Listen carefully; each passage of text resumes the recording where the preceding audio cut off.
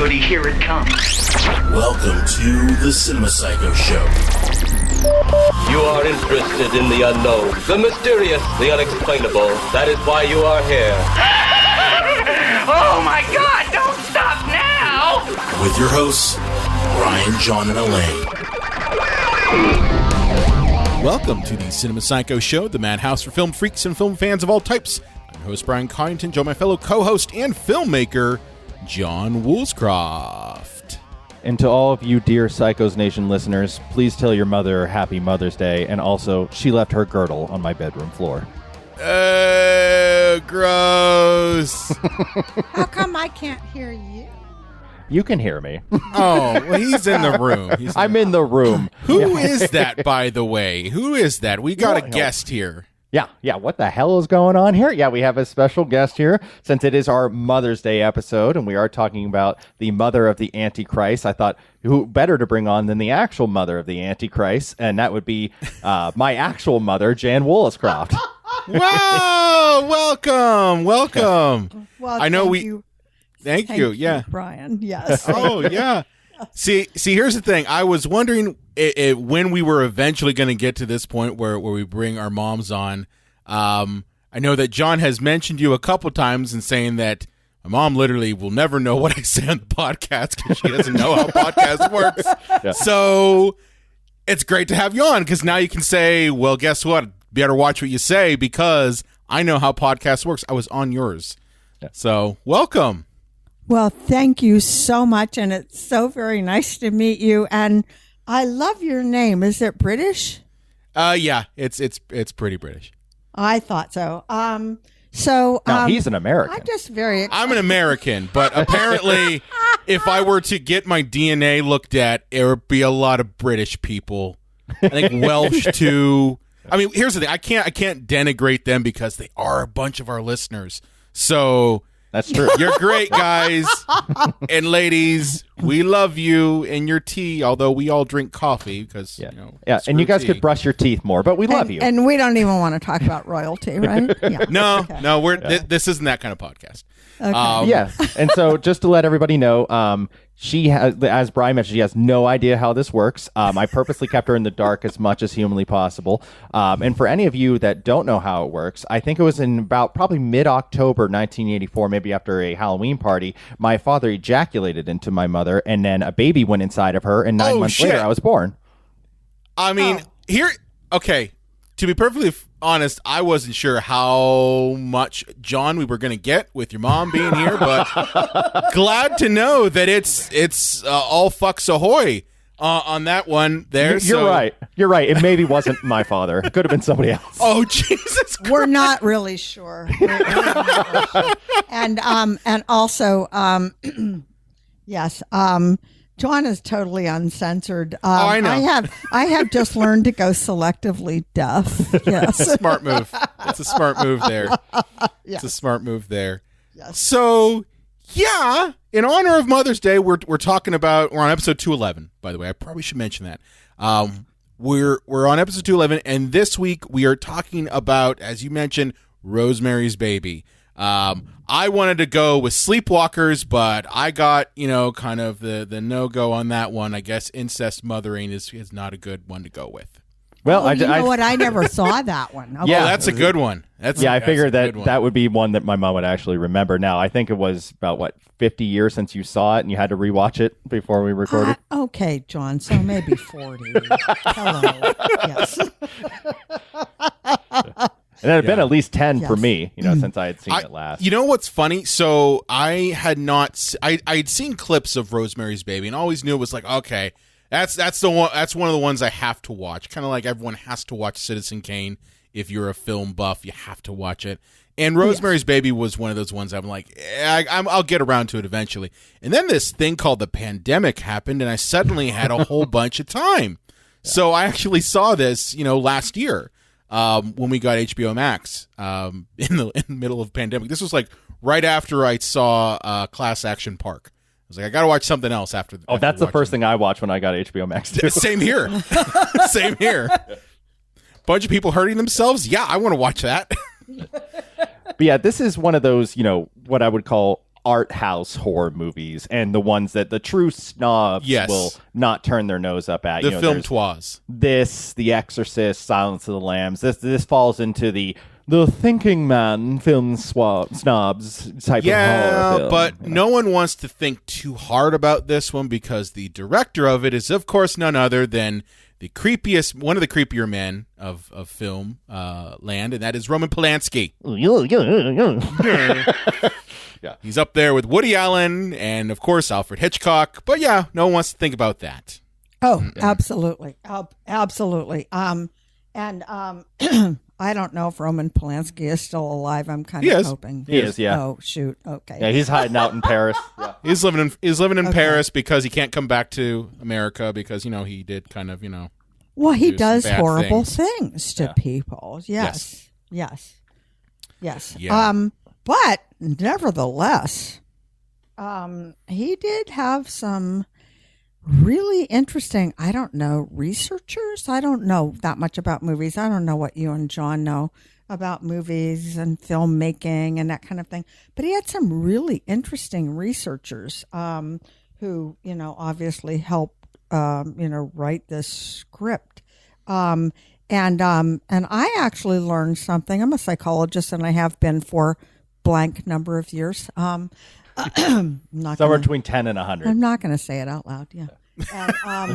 And I didn't even know one of the references that they used in the movie until I looked it up. So, he was, and still is, apparently, if he's still living, a creep. But, yes.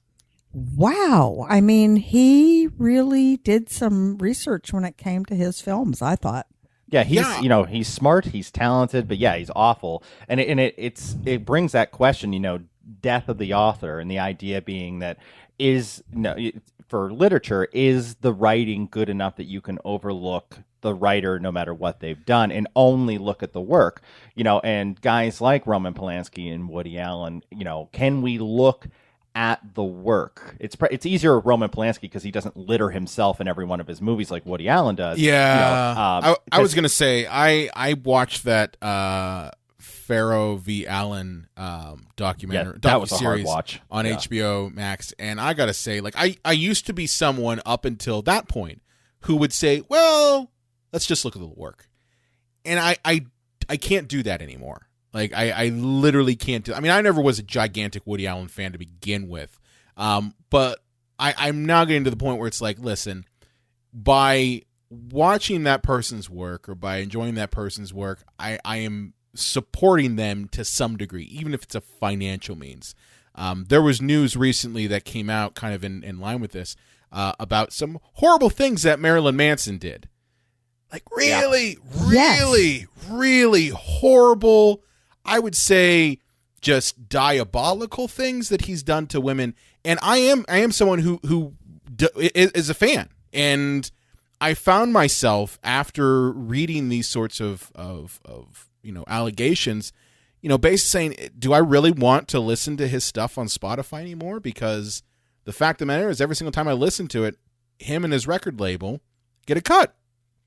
So, it might be, kind of tiny in comparison, but it is something where you do have to ask yourself, do I want to support this person, even if it's financial? And, what type of an ally am I if I'm just saying, yeah, he's a horrible human being, but his movies and music are great? I mean, it does get into a realm there. And I do think that it is something where we do have, each of us has to kind of ask ourselves, where we lie on that spectrum. I'm personally, I start skipping his songs when they come up on my playlist. So that's kind of where I'm at right now. I don't know if I can separate the horribleness of the author from the work. I say good for you. Yeah.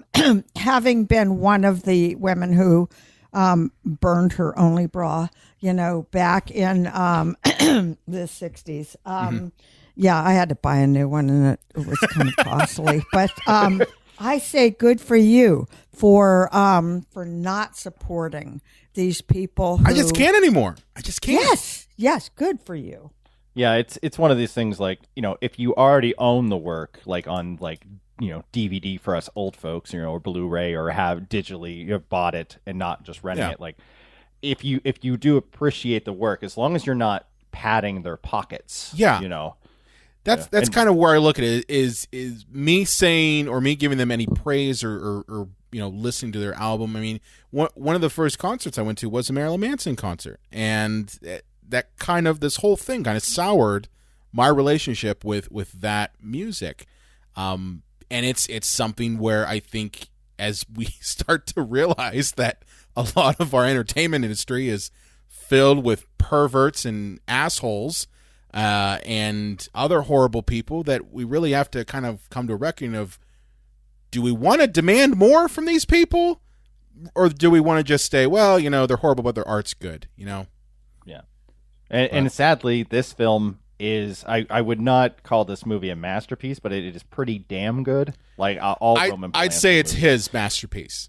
Yeah. I would say if you had to say which one is Roman Polanski best known, I'd say this one or Chinatown. I mean, honestly, both of them are kind of in the same realm of what I would consider as his masterpiece. I would say this is his masterpiece when it comes to horror, because he did try his hand at the Fearless Vampire Killers, which was, whatever. I'm really glad to say that I never watched any of his other films. There really aren't a whole. I mean, there's a couple, but honestly, people know him for this one and Chinatown, primarily. Oh, his was Chinatown too. Yeah, Yeah. he did Chinatown. Yeah, he did Shoot, Chinatown. I like that one. And I do too, but again, it's one of those things. It's like, oh, fuck. And fun fact, Jack Nicholson for Rosemary's Baby was in the running for the role that John Cassavetes got, and at the last minute they had to turn him down for it. And Polanski felt so bad that when Chinatown came around, he immediately snatched up Jack for the role. Oh, I didn't know that. Yeah.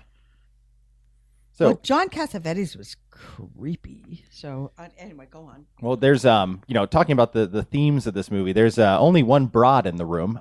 So as a broad, do you want to speak about the lady parts about this, like how everybody in the movie, with the exception of one other female, all men just controlled her and told her that she was crazy and not to listen to people and do what she's told, and how Mia Farrow is just horribly bullied through this whole movie. Oh, excuse me. Did you call me a broad? Oh, sorry. Old lady, old bag, broad? old broad. Yeah. Well, you know what? Actually watching that again fairly recently, so that I could actually participate in this podcast, I was absolutely appalled that movie was done. Gosh, I don't know. What's 68? I can't do math in my head. 50 years ago? Roundabout. Ish. Yeah. And only fairly recently have things changed dramatically. I mean, yes. Okay. So, yeah, we all started burning our bras in the 60s. But, and actually joining National Organization of Women and, doing what we could. But there wasn't really dramatic change until that other pervert, not that there are only a couple of them, Harvey. Yep. Is it Weinstein or Weinstein? Weinstein. Okay, Weinstein. Oh yeah, there's enough perverts to shake a dick at. Yeah. That's funny. Okay. Okay. So, this was absolutely appalling.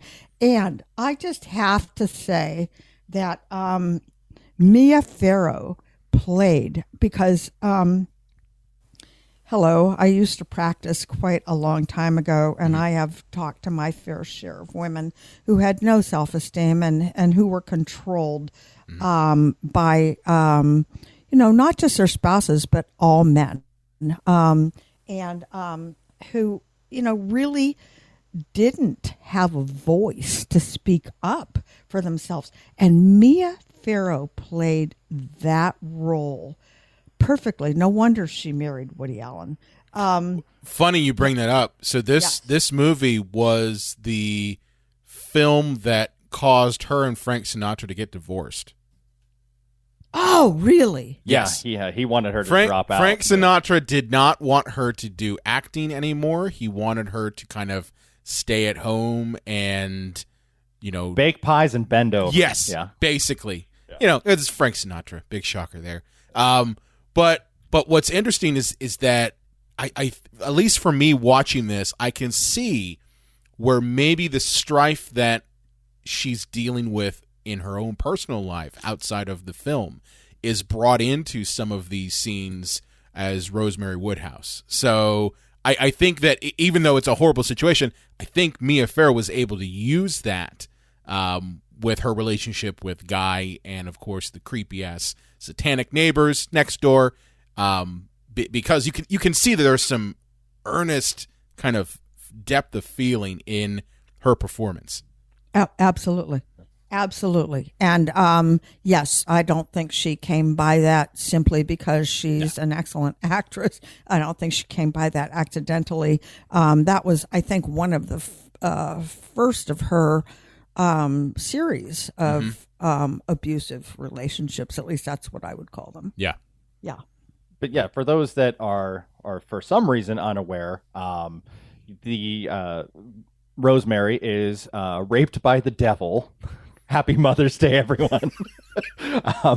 And then he has basically his handlers who are Satan worshiping witches, which I feel bad for those who are Wiccan. To have people who are satanic believers associated with Wiccan, but whatever. Having her take these drinks, go to these certain doctors, everything in line for them to be able to steal this baby because they have to raise it as, the Antichrist, which is surprising because later in the movie when she says, look at its eyes, like, wouldn't it have to blend in? If it has like all black eyes or something like that, it's going to have a hard time getting around. I don't think that Roman Polanski was going that far into it. I mean, I really don't. Now, let me ask you this. What do you think, because this movie came out in the 60s and especially 1968, which we know that is a very important year, not only in American history, but also when it comes to film. Night of the Living Dead came out in 1968 as well. What sort of themes do you see, in this film that kind of reference some of the social things happening in the 60s? One thing that I did notice was that I think the film is speaking a lot to female empowerment and how women are shut down and silenced. It's actually surprisingly feminist, especially with Roman Polanski directing it, because it's based on a novel, and I will say that Roman Polanski adapted the novel, but they have said it's one of the most faithful adaptations to a novel ever written, and I think that that's why it's accidentally kind of a feminist movie, because he did it almost word for word from the book. Yeah.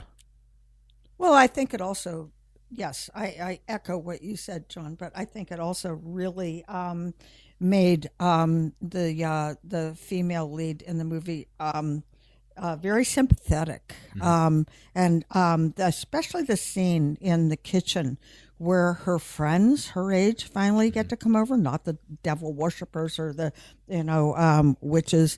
They finally get to come over and they tell her what you're experiencing, is not real, and ostensibly you've been led to believe otherwise, and you've been brainwashed, and you really need to get checked out. They did empower her, and you could almost see the audible relief that she was experiencing, because somebody said, yeah, what you're experiencing is real. So I really have to echo that. Yes, that's exactly what was going on there. And then Guy Woodhouse calls them a bunch of bitches. Stupid bitches. Yeah. I actually see, and this is because of the 60s, honestly. And some reviews that I've read about this kind of in the run up to this, one of the things that I think people pull out of this is that it's kind of a clash. It's kind of a horror film for the hippie age, where this very young couple that is kind of, bohemian in the way they are, they come into this kind of conformist apartment, and suddenly that horror is not really, you could kind of think of the devil as kind of like the big bad, but I think on another level here, the horror really is in the conformity of this world that they live in. Guy wants nothing but success. You kind of have little bits of that, Reagan conservatism coming into play that you start to see down the line, where it's all, money, money, money, and capitalism.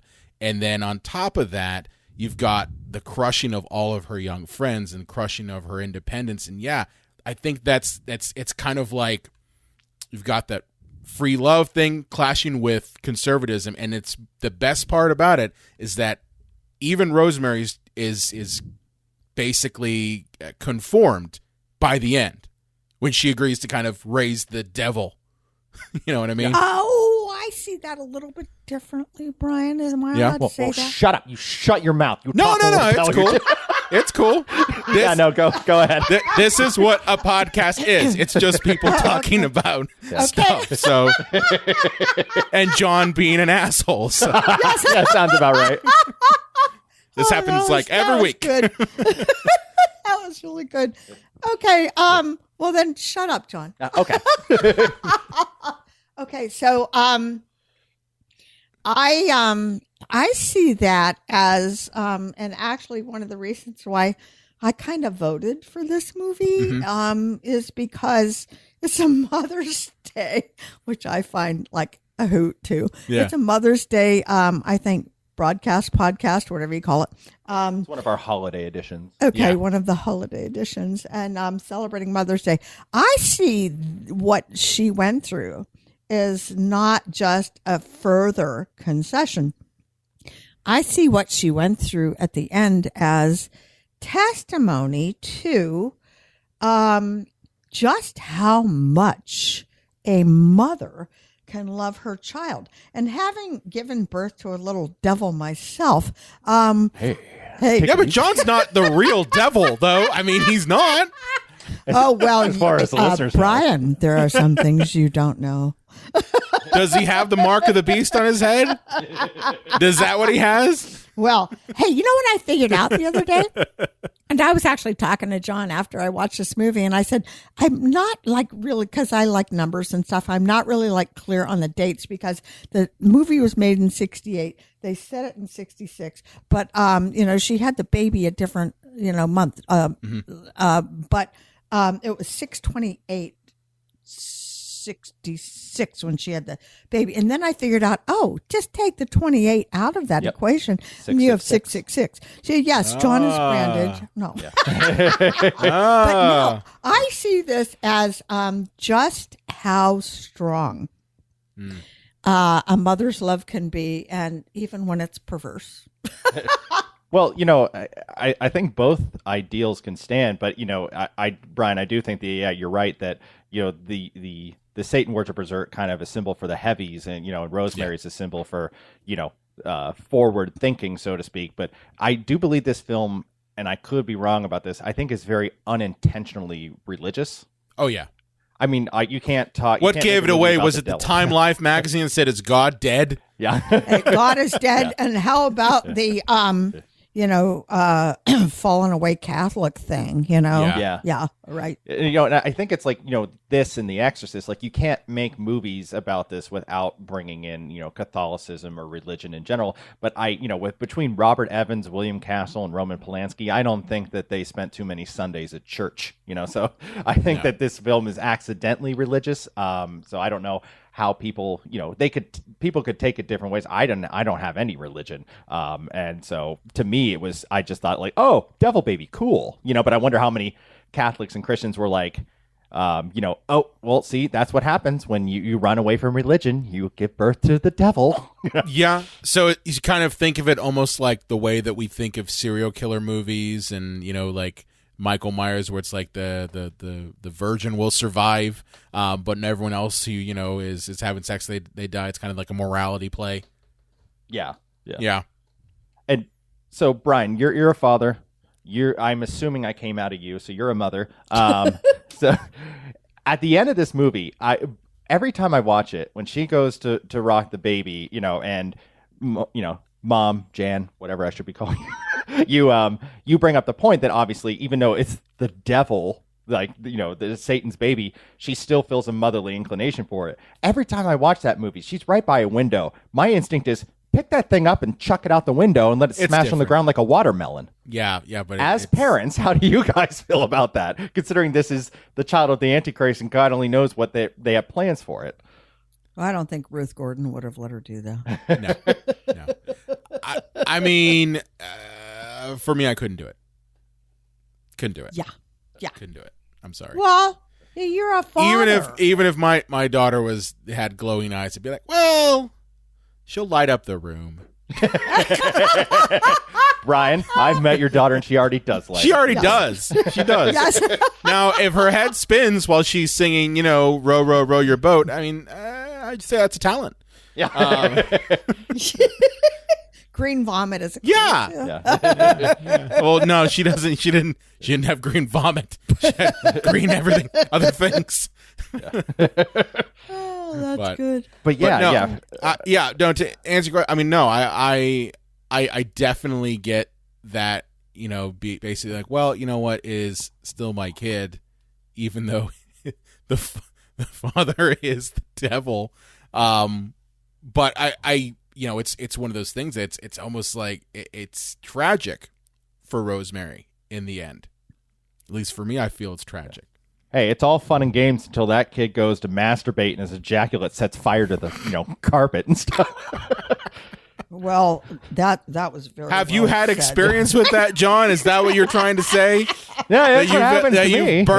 You burnt Jan's carpet with my little devil, seed. And I thought the dogs were bad. But speaking of, of her being the mother to it, like, I one thing I will say is that John Cassavetes' character, Guy Stackhouse, by the way, does that not sound like a guy who does the weather? Guy Woodhouse, not Guy Stackhouse. Woodhouse. Excuse me. Woodhouse, you're mixing your True Blood with your Rosemary's. Yeah, right, yeah. Okay. Yeah, but Guy Woodhouse, like, I feel like he's going to give the big news at 11. I'm Guy Woodhouse. We'll be right back. Either that or he is like the B-list porn actor. So I don't know the way that they were supposed to have portrayed this to him in this movie, but for him to be like, all right, here's what we're going to do. We're going to give you all the fame you've ever wanted and all the money. All you have to do is let the devil rape your wife and then give birth to the Antichrist, which then we'll take and raise ourselves, blah, blah, blah. No big deal. Sign on the dotted line. What kind of fucking man, what kind of person does that? And I know he's a horrible person. Sleazy in this movie. Yeah, but I mean, come on. Hey, but that's why his name was Guy. Yeah. No, but he get it? Yeah, he all he wants is basically fame and fortune. That's literally it. And he struggled with it, and now he's being given it on a silver platter. So, yeah, he's a horrible human being. But how many of us have ever been in that state where it's just like you're literally given the shit end of the stick every single time? You would just like something to come around and give you the good end of the stick for once. So yeah, I think if a bunch of creepy old fuckers down the hall are like, hey, by the way, every one of your dreams will come true.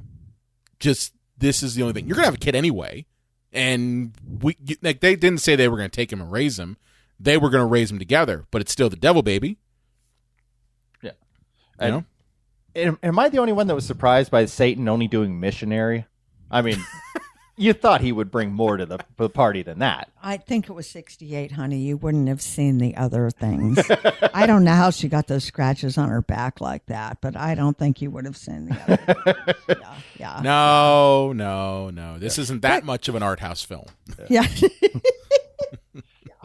But come on. Way back in the day, there was a musical, Those Damn Yankees, and two lost souls on the highway of life sold their souls to the devil. Yeah. Thankfully, they were able to extricate themselves from that. But, I don't think this is a novel concept. I think that John Cassavetes, is that his name? Yep. Yeah. He played that part exceptionally well, and we all wanted to punch him in the face. But I think that this is like kind of an age-old sort of thing where if you do get the raw end of the stick, and you're always being shortchanged, there's an inclination, almost like a natural but dark side of us that is an inclination to say, I will do anything to get what I want. Yeah. And the writer of this is also the writer of the Stepford Wives, the author, I should say. So yeah, he does have a lot of themes of what will you do for the American dream. Yeah. Oh. So, and I mean, I don't know. Why do you want to live you're already living in the Dakota in New York? I mean, how nice of a place in Los Angeles are we talking here? Well, I mean, keep in mind that this is kind of why I go back to kind of the beginnings of the 1970s, 1980s kind of like conservative revolution of, consumerism. He wants more.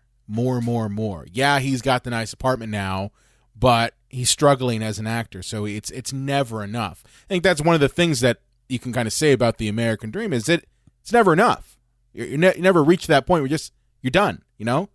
I think that happens in politics too. It does. It does happen in politics too. But really, I think that's part of it. Is we can take a look at them and be like, listen, dude, like you live in a pretty decent apartment here. You've got a beautiful wife. You've got this. Why do you need more? And it's something that I think with Guy, it's that continuous drive for more. It's never enough for them. And that's, obviously something that's taken advantage of by the cultists next door, which and are I think creepy as fuck. Yeah. And that speaks to his insecurities too, because, he's like, oh, he's only done some commercial work and a couple of things in TV, because everybody asks, oh, what movies do I know him from? And he feels, I think, emasculated by that like, oh, I've only done off Broadway and I did a commercial for Yamaha. It's like, no, I want to be a movie star or else, I'm impotent emotionally. Well, you're John Cassavetes, so you are a movie star. Shut up. Yeah. It's like, we know who you are. But do you want to talk a little bit about kind of I would say the laughable version of Satanism in this? Because you compare this with The Exorcist and The Omen, which kind of came out right off the heels of this movie. And Satanism in this is kind of viewed as a joke. At least I kind of view it as a joke. Well, a lot of this movie, too, is that, she's meant to feel like she's crazy, you know what the movie is going into it, even if it's had just come out in June 12th, 1968, and you were there on opening night.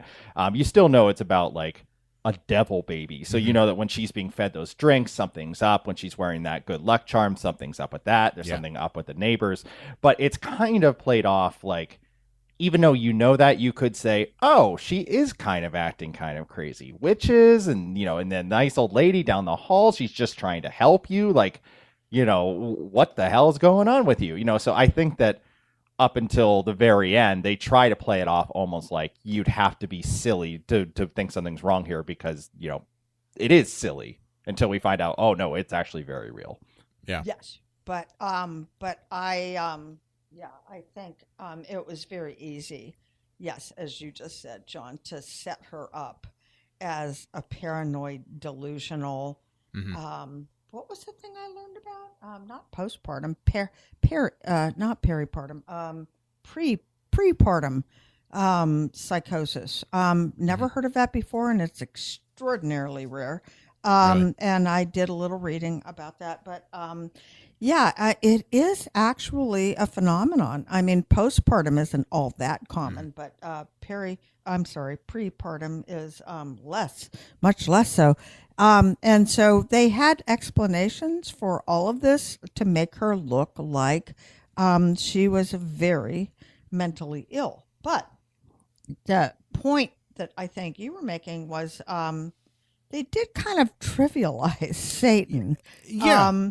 And what I wondered too, and perhaps both of you can address this, is so the anagram for the name of Roman, whatever his name was, who was Ruth Gordon's spouse, he was the son of Adrian, who also was, I think, a spawn of Satan. What happens? Do they just get diluted as they go on? And would have Rosemary's Baby been, well, I think it was a precursor to The Omen, but would Rosemary's Baby have also been, somewhat redeemable? I think that's a very interesting question. Well, I don't think he's redeemable. I think he's very good at hiding himself, especially at the end when he's telling her, go ahead, rock your child. Like everybody else in the room is kind of an idiot about it, but he knows how to manipulate her when she's already at her worst. And I believe the woman that jumped out of the building was their first attempt at this. And, what actually is super creepy is where she was lying on the ground covered in blood was about 10 feet in where John Lennon was shot and was lying. Really? On the ground covered in blood. Yeah. Wow. It was right outside the entrance where he was shot to that building. But yeah, I think that, these people are just kind of, surrogates for, getting the next generation of demon seed into somebody. But, Brian, you're right. It is kind of like a horrible ragamuffin group of elderly fat people. Like, is this really who the devil wants as his squad? Yep. Yes, it does. He can't get the good looking people.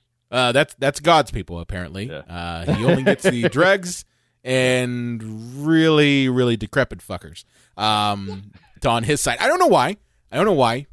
My only guess is that with people like that, like people who maybe have a little less life left in them, they fear death more, and at that point start bargaining. You know what I mean? And that's the only reason I could think that they would have gone with those people. Rather than, say, young, beautiful people or the Anton LaVeys of the time, because this came out in '68, which is roughly around the time that LaVey kind of became, kind of a big with pop culture and the Satanist movement. But that's the only thing I could think of is just that, with those people or their 80s or something like that, they might be thinking about, what's after life and not wanting to die and that sort of thing, kind of making deals with the devil seem a little bit better.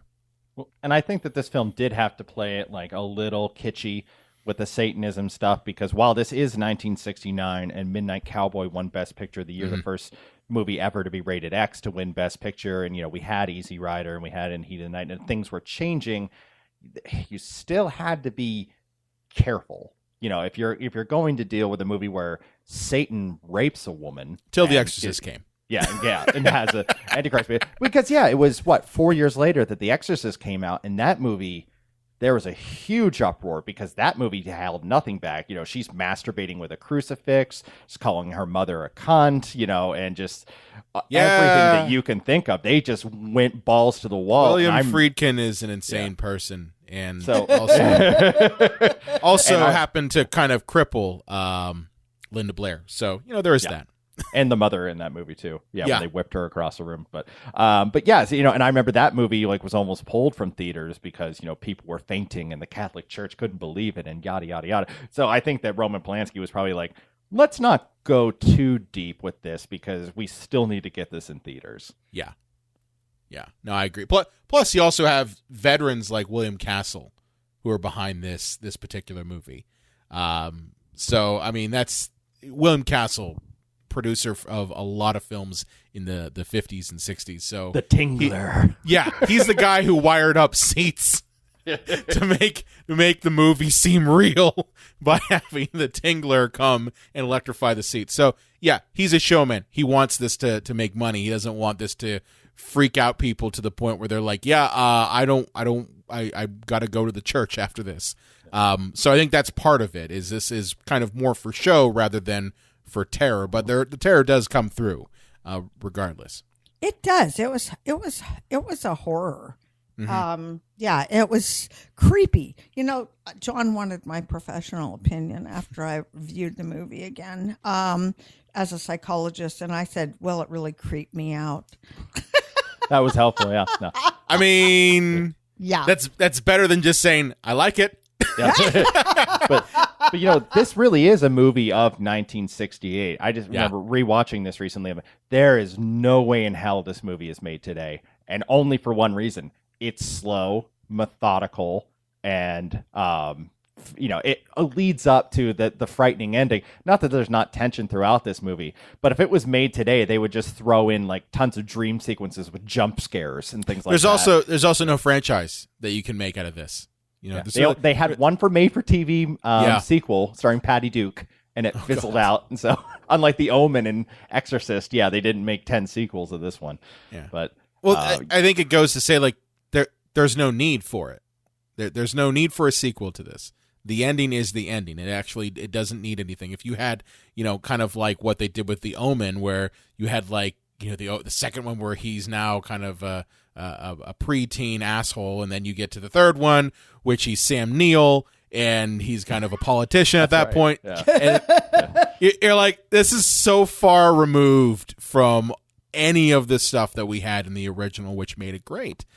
So yeah, I'm glad they didn't try successfully, because I think that would kind of water down this first film. Yeah, well, I recently saw a movie called The Unholy, starring Negan. What's his name? Jeffrey Dean Morgan. Yeah, and it was another religious horror movie that was very slow, and building. What's up that to one the about? crescendo. Is that recent, or is it a yeah? I think one? it's still in theaters. It's about like a girl who says that she's got a message from Mother Mary and the Virgin Mary, and it turns out to be an evil witch Mary who's tricking her and everything. Yeah. But even that movie is riddled with he goes to sleep and he has these horrible jump scare nightmare dreams, or like he sees something that's not there and it goes brat, and so the audience goes, whoa, and throws their popcorn real quick, so they couldn't help it, like, yeah, because you couldn't make a movie. And I'm not necessarily even saying the audience today is that much more stupid. I think that people have been trained to expect certain beats and certain cuts and certain rhythms that I don't think that you could have a movie that is like that plotting in today's day and age. I agree with that. We're us horror fans are too stupid. That's what it is.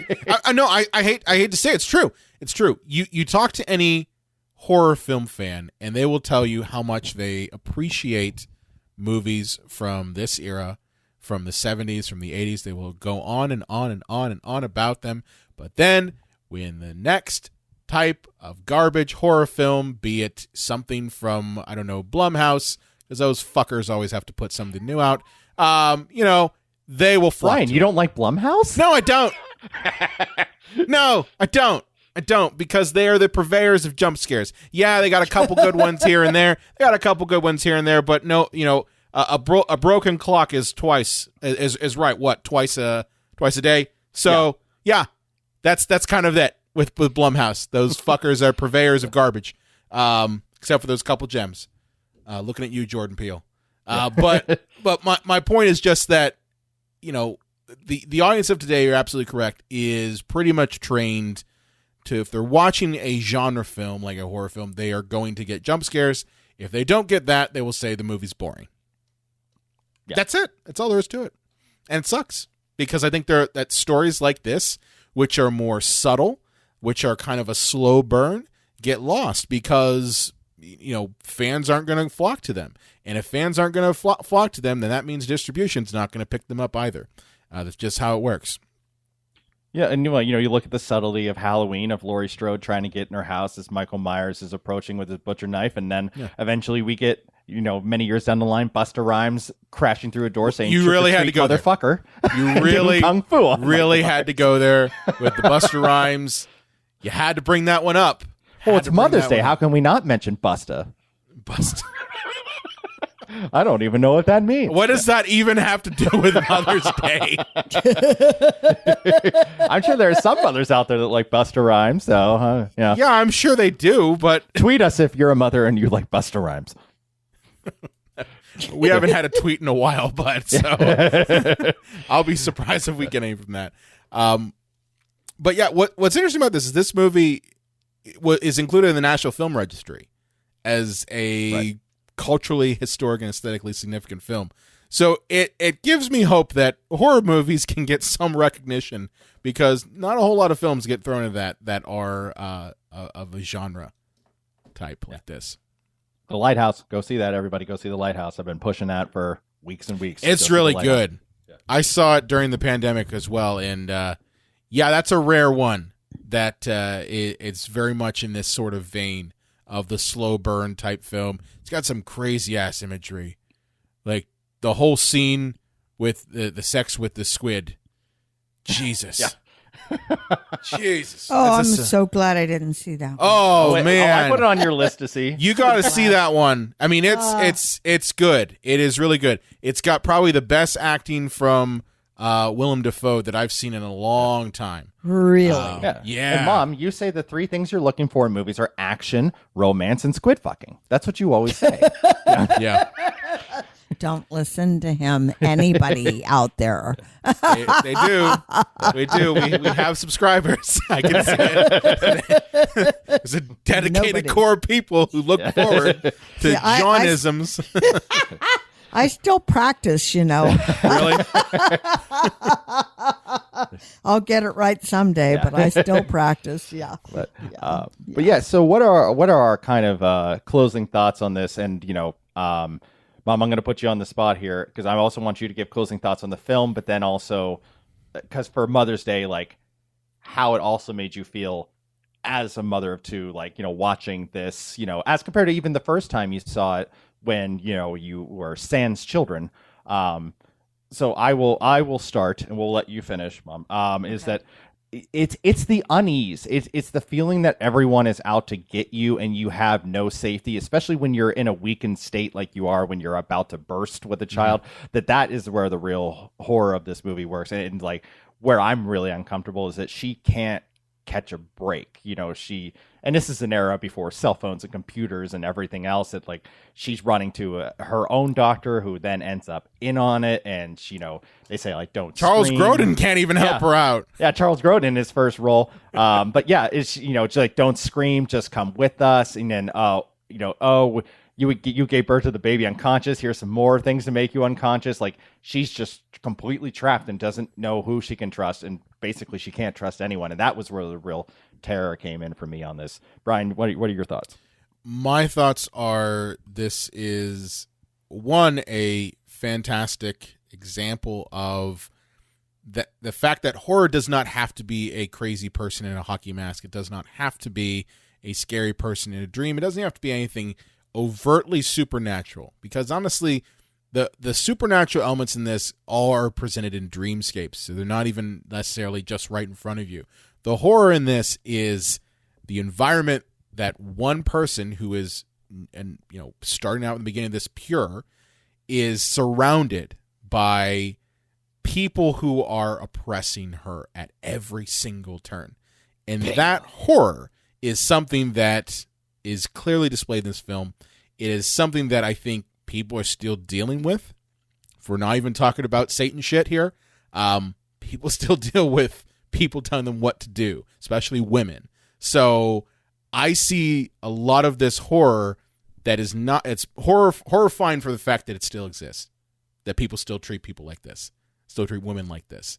And you regardless of this, the horror, the Satan side of this, it's a beautiful film in that it's way too realistic in terms of people's attitudes towards women in this. But I wish more horror movies were like this. I really do. I wish they took more time and did not rely on crappy ass jump scares to get their fear across, because there's a lot of terror in this movie, even for something that came out in 1968. Oh, thank you. Both of you for your input, because I remember fairly recently watching this and talking to my son, and he goes, well, what did you think? And I said, well, I think it was even better this time around than when I was younger and not as experienced and not a psychologist yet. Hello, I wasn't a psychologist 50 years ago, And I said, what really struck me was the absolute oppression of females in this movie, particularly her. But also, her friends who tried to warn her. Yeah. something is not right here. And they had to actually push her husband out of the kitchen in order to talk to her. I mean, it was oppression all the way around. Her doctor, who was in on it, okay, Ralph Bellamy, good actor and all, but he actually said, don't read books. Yeah. Don't listen to your friends. I mean, it was absolute oppression. And I think that was the horror in this movie too. And what was really, really horrible was that when she actually became conscious and aware of what was happening, she was oppressed even more. Yep. Yes. Yeah. Yeah. That's the terror there, because it's not that far removed from the way some women are treated by their spouse, by their friends, by the people around them, by the family. That's the terrifying part of this. That's at least from what I got out of it. And now she can raise him and, take him to preschool and then come to pick him up, and the walls will be covered in blood. And she'll be like, son, what did you do? Shut up, Mom. I want ice cream now. I want my chicken nuggets. Why did you light the dog on fire? Because he ate my toy. Sean never went that far, Brian. You never lit the dog on fire? No. Well, that's good to know. Yeah, It's good to know. They say that harming animals is the first step First towards sign being of a serial killer. Yeah. Right. Well, I have to say, you did very well for me keeping you in the dark here. A little yappy, but, It's a podcast, John. She's allowed to be yappy. I said, am I allowed to talk? And he goes, yeah. And I said, am I allowed to swear? And he goes, yeah. I didn't swear that much. So, yeah, try fucking swearing more. well, fuck, but I said, could you give me any heads up about this? And he goes, no. So, I thought that this was a highly enjoyable experience, and happy Mother's Day, and hey, happy Father's Day, Brian. We'll be there. June. We'll be reviewing, the stepfather for that one. Of course you're going to do that one. Of course you're going to do that one. Yeah. So be on the lookout for that one. But with that said, thank you, Jan, for coming on to the show. It's great to have you here. Thank you. Well, you're so welcome, and it was my pleasure to be here. Yeah, and now back to your cage. And now back to my cage. Yeah. No, honey. That's not a cage, honey. That's a bed. Oh, okay. Depends on how you look at it, man. Yeah. But yeah, happy Mother's Day to all of you mothers out there and all the guys who are real mothers. I guess you can celebrate too. But yeah, that was our look on Rosemary's Baby, the mother who probably has it worst of all. So if you have a bad kid out there that gives you a little trouble, just know at least he's not the son of Satan. It's true. It's true. John, where can they find you at on the Twitter machine? The Unreal J. Wolves. And you can find me at Brian Kindhouse from the Psycho Show page. Be sure to like us on Facebook, Instagram, and Twitter at Psycho Show. You can also find us on the Epicast Network at epicastnetwork.com. If you have a favorite movie or question you want to throw our way, or perhaps you feel that you might be pregnant with the Antichrist, you can call us up or send us an email and contact us at cinemapsychoshow.com. Be sure to subscribe to us or follow us wherever you listen to audio, and we will see you next time. Aye, mommy. Good night. Bye.